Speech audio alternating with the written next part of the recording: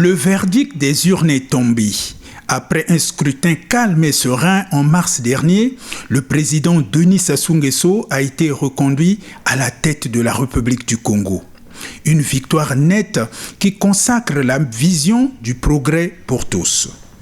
À Pointe-Noire, poumon économique du pays, l'heure est désormais à la mobilisation pour transformer ce nouveau mandat en succès social et économique. Pour les cadres du Parti congolais du travail, cette réélection n'est pas seulement une victoire politique, c'est une responsabilité renouvelée devant la nation. Le Parti congolais du travail a fait son devoir en tant que parti politique, celui de contribuer à l'élection de son candidat, son président du comité central, le très grand camarade Denis Sassou Nguesso. Mais le Parti congolais du travail n'était pas seul. Le Parti congolais du travail a travaillé avec les partis politiques, mais aussi avec les forces vives de la nation.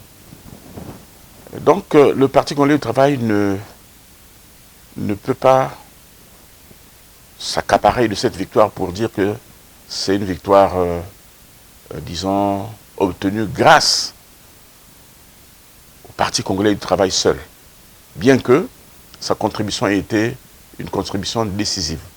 Et donc tous les Congolais doivent d'abord être conscients que le Congo ne peut se construire que dans une unité de pensée et d'action. Et tous ceux qui seront nommés au poste de responsabilité doivent le savoir, que nous avons une obligation de résultat. Parce que c'est cette obligation de résultat qui fait que le peuple nous juge positivement ou négativement. Si le président fédéral souligne la portée stratégique de ce scrutin, l'ancrage local reste la force vive du parti. L'équipe gouvernementale qui va être mise en place doit tout de suite se mettre au travail pour préparer le chemin, baliser le chemin pour les élections législatives qui sont des élections majeures, puisque si nous n'avons pas la majorité à l'Assemblée, nous ne pouvons pas gouverner. Dans les arrondissements de la ville Océane, les militants voient en ce résultat un gage de pérennité pour les infrastructures et le développement de proximité.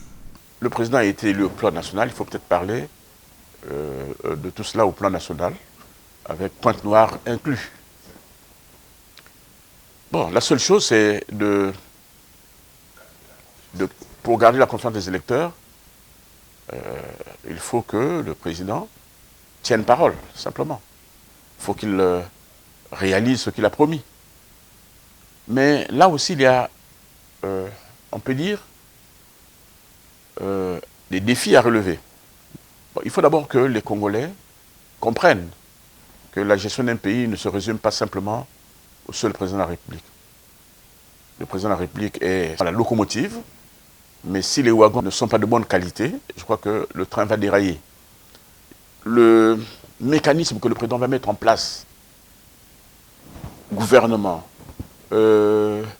directeurs généraux d'entreprise, maires des collectivités locales, en tout cas, tout ce qui concerne le pouvoir exécutif du sommet à la base, tout cela doit être coordonné et mis en musique.